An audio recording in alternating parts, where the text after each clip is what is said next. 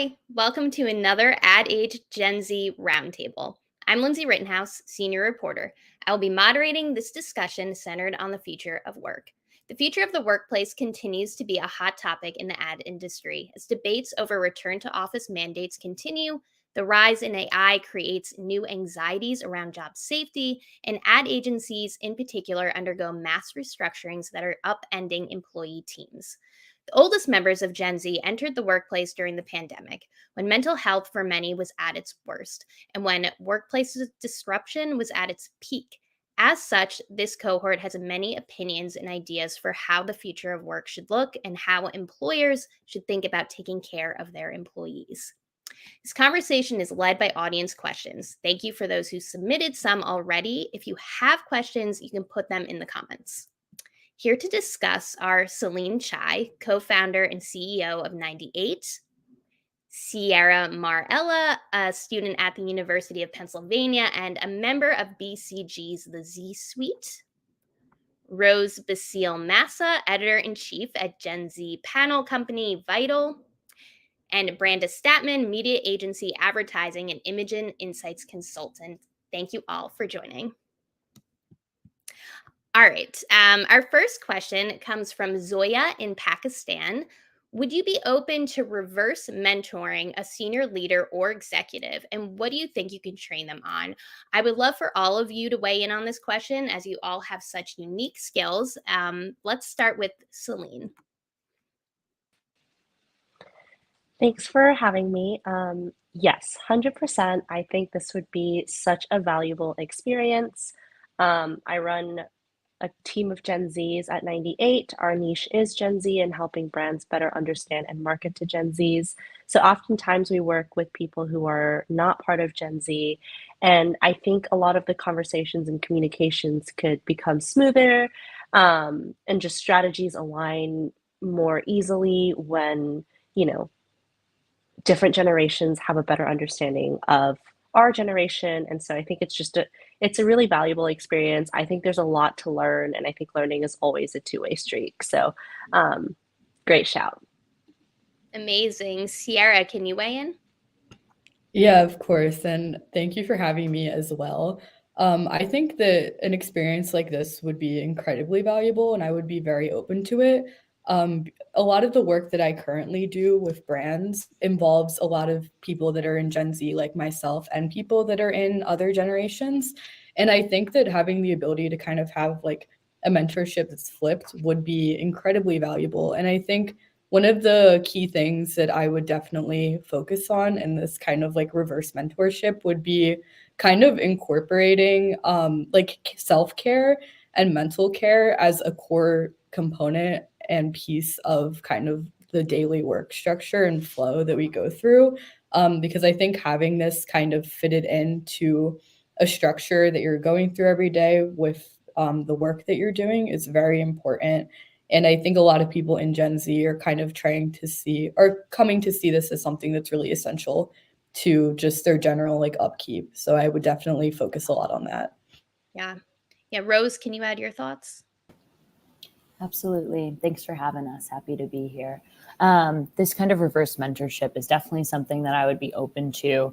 I think it's something in my last role that I saw happening a little bit when, my manager would call me and ask about certain tech, or even more like social issues, right? Like how to use someone's correct pronouns, things of that nature. So I think there's kind of endless things to gain from this kind of reverse mentorship for sure. Great. And Branda, what are your thoughts? Hi, thank you so much for having me as well. And with reverse mentorship, I think it's a really amazing thing to do, especially when like learning the generational like differences and understanding each other, especially when it comes to like mental health and how we view the workplace. And I think that's very important so we can be more understanding of each other, because like I've had also different managers or different leaders in the past like not understand certain things and then like kind of be afraid to ask. But I think it's an amazing thing having like us to be able to like kind of learn from each other. Yeah, absolutely. I'd like to stay on the topic of mentorship for a minute. Rose, I know you also focus on talent acquisition and hiring. And one of the things we discussed is how Gen Z is going around the traditional means of going to college, et cetera, to get into the ad industry. How important is mentorship then to this cohort, given they're taking untraditional routes into the industry? Yeah, I think it's extremely important and sometimes can be more important than that formal higher education, right? I got a business degree, but that didn't teach me how to be a great recruiter. My mentors and managers at my last job taught me to be a great recruiter. So I think mentorship is really huge, as well as more individualized studies and certificate programs and things of that nature once you do know what you want to do. Mhm. Yeah. Branda, I know you had some thoughts on mentorship as well. Maybe you'd like to weigh in. I mean, mentorship is probably like one of the most important things to have besides like job experience, because it's always good to like be in the know and like be able to like ask those questions that you wouldn't normally be able to ask with just anyone. So I think it's very important to have. Hmm. Yeah. We have another question coming from Lucas in Brazil. What is your priority to consider a job, wage, or mental health? And you can only pick one. Sierra, I'd like to direct this to you first. As a student, I'm sure you know potential job opportunities are top of mind for you. What do you want from a job, etc. So, would love to hear your thoughts first. So I think that kind of being forced to pick either wage or mental health is a really tough question to start.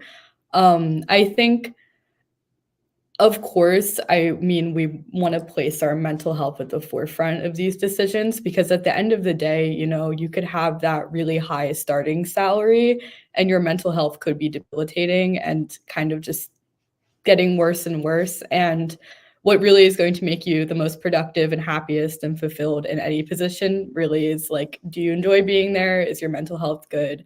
But I think that for me, it's hard to pick one. I want to say mental health, but I think that considering a really strong balance of, does this company truly prioritize mental health? And then looking at the initiatives that they're taking to kind of like actually put that into action is something that I try to start with. But of course, I think that with just inflation and how high the cost of living is now, even just with things like summer internships, because I'm not looking for a full-time position yet, the wage is incredibly important and sometimes can be more important depending on your socioeconomic status. So I think that both of those things are incredibly important. For me, mental health is very important just because of what I value. But I think it's a difficult question to answer for sure. Yeah, absolutely. Celine, would you like to add anything there? I think it's a cruel question to ask because it's almost impossible to pick one or the other. Um, Similar, to what was just being said, mental health is extremely important. I think this generation is a big advocate for workplace environment that makes them feel comfortable, makes them feel motivated, and takes care of their, holistic well-being. I'm a big proponent on just doing what makes you happy. I think we live in a world today where there's a lot of change, and change is really acceptable. I don't think career paths are necessarily linear today. So, at some point in life, like if you're considering socioeconomic status and, wage, you got to prioritize at that moment, then, that's what you have to do. But maybe you reach a certain point in your life and it's about, do I love my job? Do I love my lifestyle? Can I afford the lifestyle I like? And all that factors into just mental health as a whole. I think there's different prioritizations at different points in your life. But tough, tough, tough question. I don't know if anyone will have the right answer for it. Yeah, Rose, I know you have thoughts and maybe a unique perspective from a hiring perspective, but would love to hear what you have to add. Yeah, I would say one really important distinction to me is that they can't be looked at separately, right? Is that wage and mental health are linked to a certain extent, right? We obviously know that after people hit, a certain salary band, happiness doesn't go up from there. But having your basic needs met and being able to pay your rent and pay your student loans, et cetera, is vital to our mental health. So I would kind of argue that they have to be looked at together rather than an either or. Yeah, absolutely. Branda, do you have any thoughts? With this topic, there's a lot, like throughout my, like since I graduated about 2 years ago now, a lot of my friends have prioritized money, and I've seen that a lot. And like, I've seen them like slowly rethink that structure and think that like mental health is more important than money, especially when starting out, because you will get burnt out easier. Like the more work you take on earlier. And that's kind of just the structure I've been going off of. Yeah. Yeah, absolutely. We have another question from Aiko in Los Angeles. How has the pandemic shaped the view of mandatory in office roles that have been largely present in our culture? Is the era of the cubicle worker dead? Rose, maybe you can start us off here. Yeah, happy to. I mean, I think the pandemic shifted everything we know about workplace, particularly for Gen Z.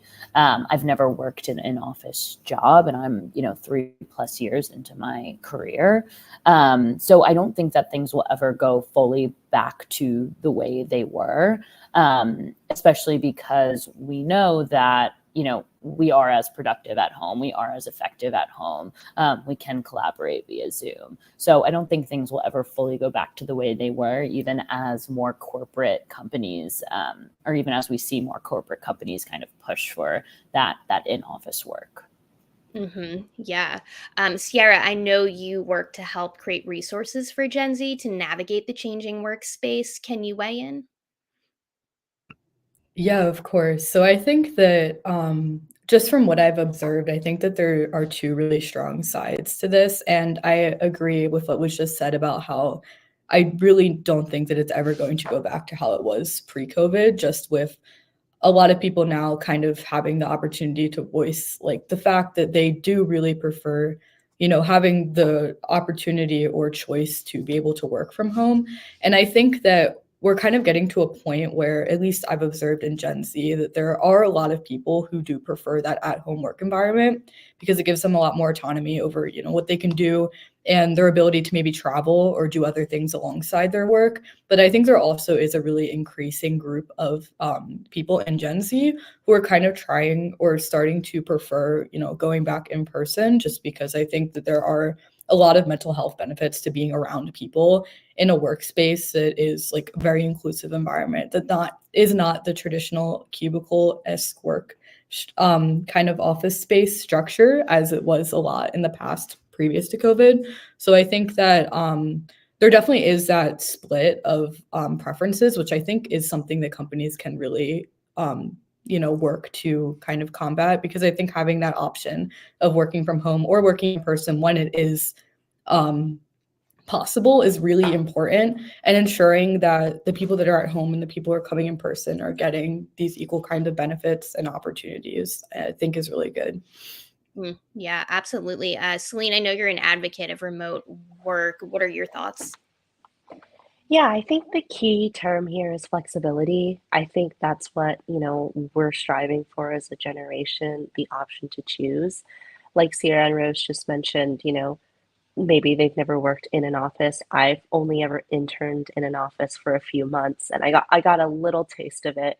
But we have Gen Zs coming out of college right now, who've never really had an internship or a full-time position in office, or yeah, just it's fully remote. And I think people should have the choice to choose.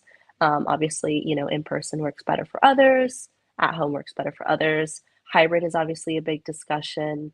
I personally love remote work. I know it's not for everyone, but um, I'm tuning in currently from Malaysia, and I'm able to do this because I'm, remote, and I get to travel and I get to experience the world, and draw inspiration from the world around me, which I felt very restricted to if I was, in office and only being able to travel during certain periods.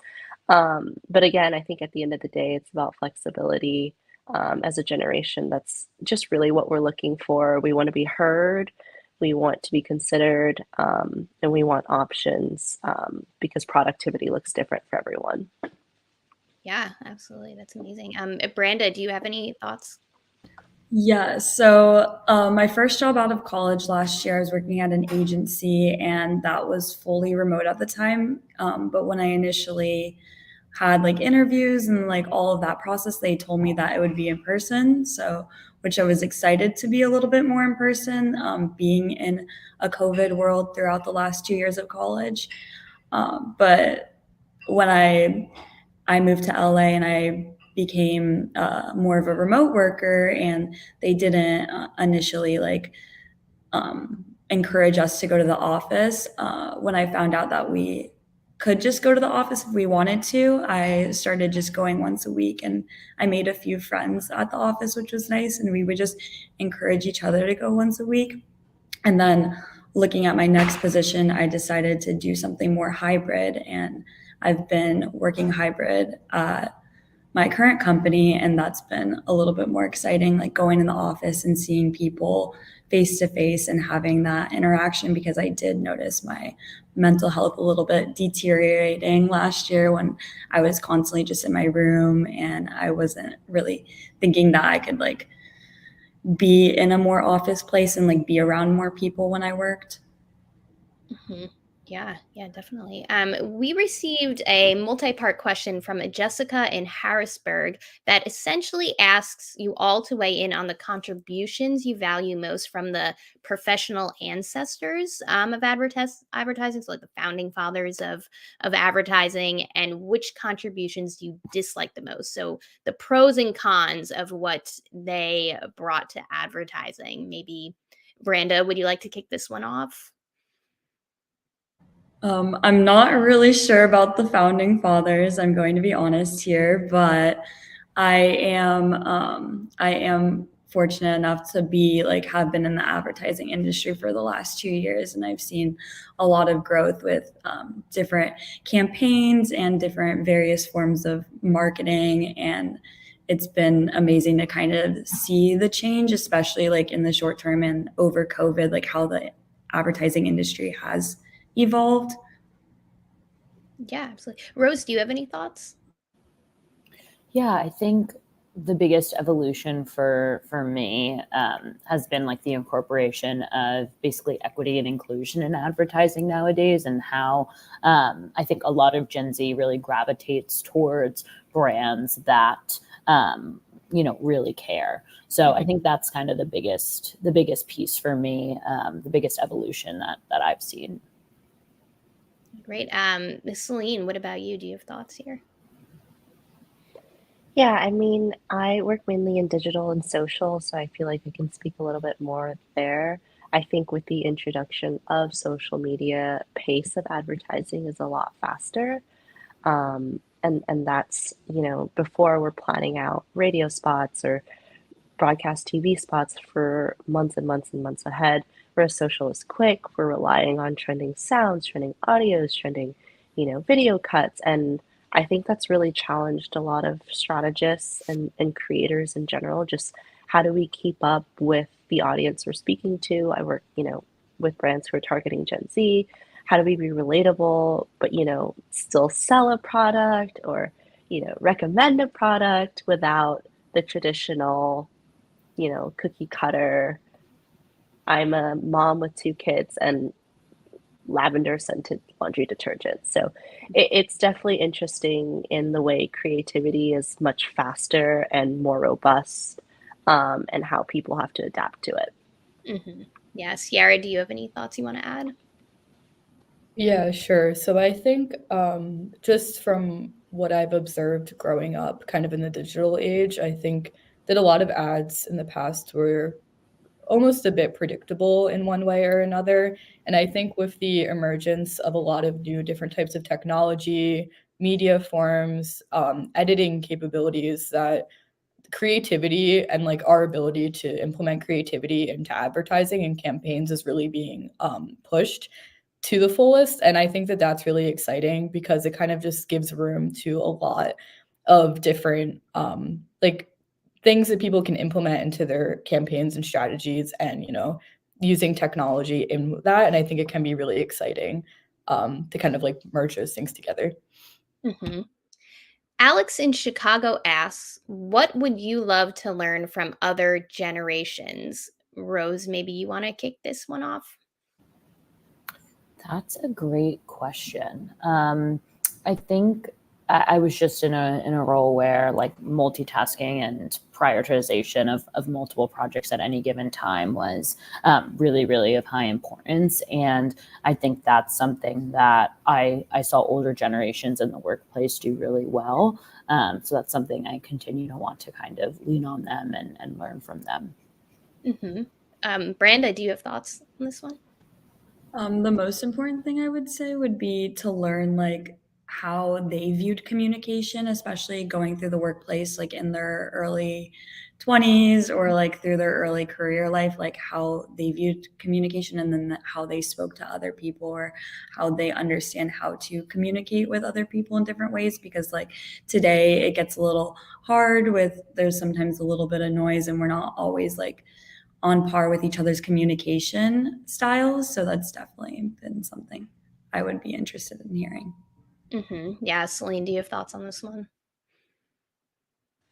For sure. I think one thing I would really want to learn is just managing teams and managing, just leadership in general. I think a lot of Gen Zs are one, entering the workforce, and two, potentially, in the stage of getting managerial roles. So just really wanting to learn how have past generations navigated that, how they managed cross-generational teams. Like Brenda said, like communication between generations looks very different. So just navigating all the nuances in being motivational, and then as well as we move into a more digital world, remote managing skills and yeah, just how to navigate teams in a way that's beneficial for everyone. Sierra, what would you love to learn from other generations? Yeah, I also think that this is a great question. It's really hard to pick one thing, but I think the first thing that comes to mind is definitely how they would advise going about self advocacy in the workplace.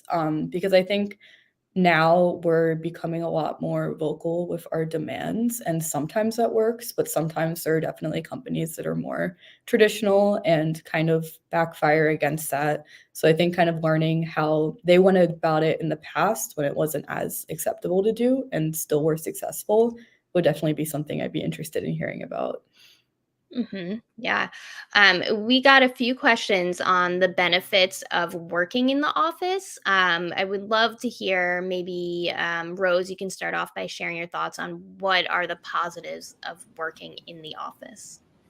Yeah, I think team camaraderie is like the biggest thing. My first job out of college, I worked with a lot of Gen Zers, so we were super verbal over Slack, sending like memes and gifs and everything. But I think when you have a more multi generational workforce, that culture can't become totally virtual. So I think that's my biggest thing about working in person, actually forming true relationships with your teammates. Sierra, do you have any thoughts on that one? Yeah, definitely. I think my internship this past summer was in person and it was amazing. I love being in person over remote work. That's just a personal preference, I think.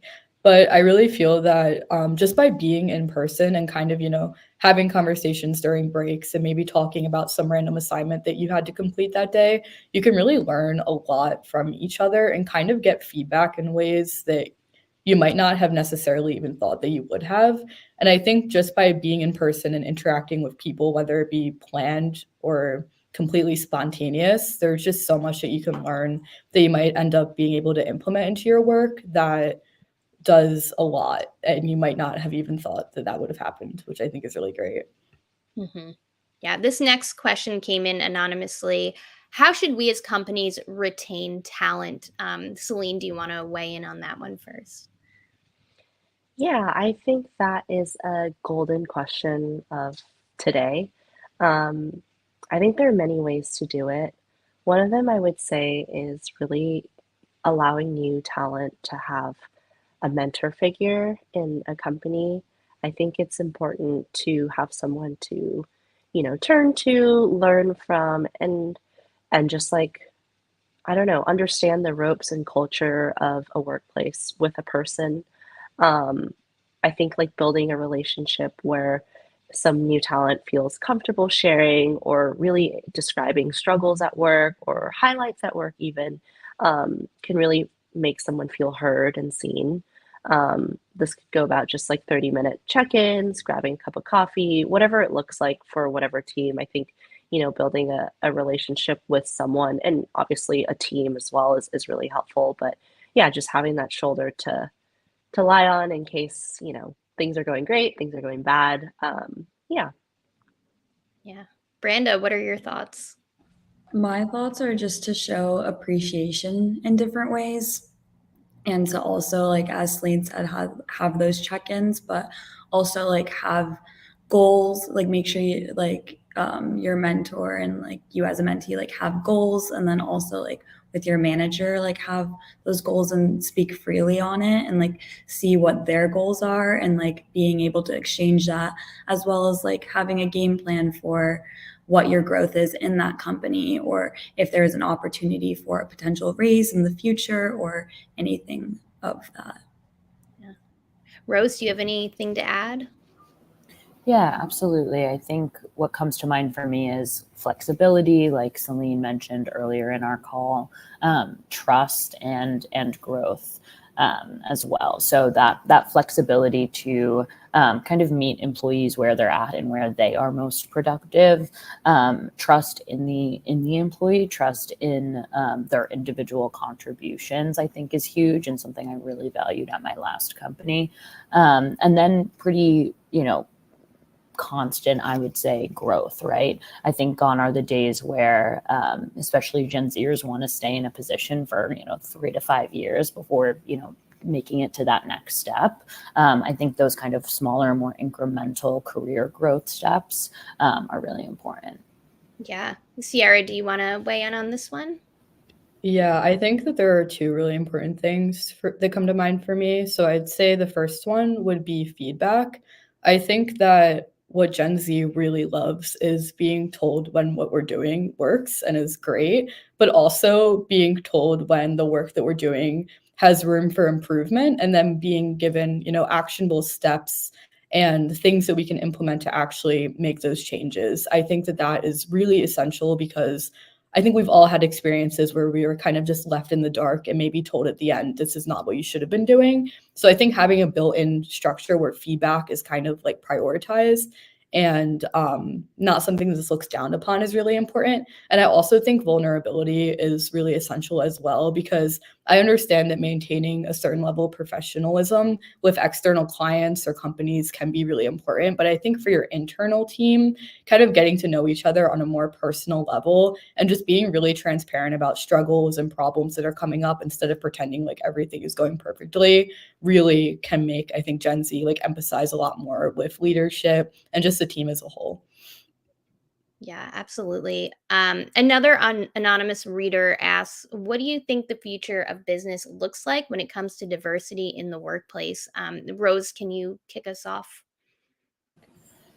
Yeah, it's a really, really big question. I've done a lot of DEI in more corporate spaces, and truthfully, it's the most difficult work I've done in the workplace. I think Gen Zers specifically are looking for companies that truly value diversity, equity, and inclusion, and do more than just value it, but act upon those values. And I think that's what Gen Z consumers are looking for in brands as well. So I think that the world is going to keep progressing. It's going to keep becoming a more diverse, equitable, and inclusive space. And companies that don't put that at the forefront are going to lag behind. Yeah. Celine, do you have any thoughts here? Yeah, definitely. I think it's a great question. I want to say that it's headed in the right direction. I think we are the generation to bring about the change needed for diversity and just cultural immersion. We're the most diverse generation yet. And like Rose mentioned, if if companies aren't really putting it at the forefront, it's going to be a struggle to attract and retain Gen Z talent, I think. I think just diversity in general can be operated in many different capacities. 98 is Asian founded, majority women owned, and yet we have conversations all the time of like, how do we navigate this diversity element that is so awesome and cool about our company, that's authentic and really implements our stories. So I think there's a lot of work to be done and how it can be done authentically, how it can be a good representation of different cultures. But I think the fact that diversity is part of our conversations today means we're really headed in the right direction. Great. Yeah. I think we have time for one more question. So I want to throw this out to you. There was this interesting article in Forbes recently discussing the ongoing debate of remote versus in office work. But one interesting thing that came out of that was apparently people are drawing a lot of similarities between Gen Z and boomers. I think you're even considered Zoomers now, which was surprising to me. But Forbes wrote, in terms of attitudes towards money, privacy, and success, Gen Z has a lot more in common with boomers. So I'm just curious your thoughts on that statement. Maybe Sierra, you want to weigh in on that first. I think I would love to read the article because that seems really interesting. I don't know. I mean, the first thing that comes to mind is that I have done a bit of like campaign work with kind of I guess what you could call boomer generation.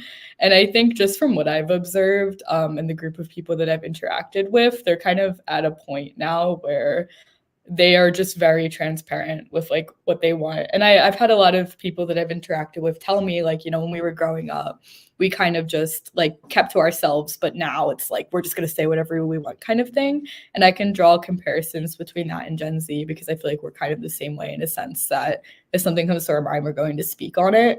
But to be honest, have not had a ton of interaction, so I can't really draw like the best comparisons, but just from the experiences that I've had, I think that's what I've noticed. Mm-hmm. Yeah. Branda, do you have any thoughts on that? Yes, I mean, I definitely do with seeing we have a lot of drive, and I think a lot of the boomer generation, like they had a lot of drive and they were like all about hard working and like working your way up. And even though that has been like a little bit different for our generation, we do have a lot of hard work. We are determined, we're goal oriented, we want to get where we see ourselves. We have a lot of dreams and we just want to get there. And I feel like that really resonates. And that's why we can kind of be like coincide with that kind of generation in a way.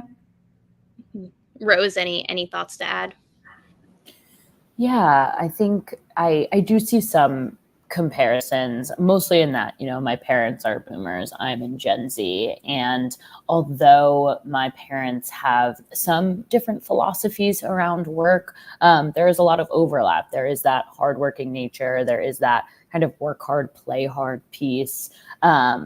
And at least my parents, I think they're a bit more progressive, but they do really value people taking a step back from work. When I did that just a few months ago, they were like, congratulations, hell yeah. It wasn't, there wasn't as much stigma around it. So I think there are some overlap for sure. Mm-hmm. And Celine, any final thoughts on being considered a Zoomer? Yeah, I think everyone touched on really great points. One thing I'd add is just resilience. I think boomers honestly have had it pretty tough in the workforce in the sense that they had to learn all the digital aspects of life. And props to people who figured it out because sometimes a new app gets, trendy and I'm like, I don't even know how to learn this. I don't even want to learn this. So the fact that they've had to navigate just about everything online really speaks to their resilience. And I think, we are experiencing a lot of change in the world today and Gen Zs are advocating for it. We're also in the midst of all the change. It's kind of out of our control. And there's a lot of resilience nature in just, forging through life to become successful, however you define success. Mm-hmm. Okay, unfortunately, that's all the time we have. Thank you all for joining us today. Our next virtual roundtable is on November 29th, and we'll also have our first Gen Z Summit in March next year. To find out more about the summit, visit adage.com/Gen Z Summit. Thank you to the AdAge crew, Lauren Ciardio, Anicia Juarez, and Phil Carpinello for making this live stream happen.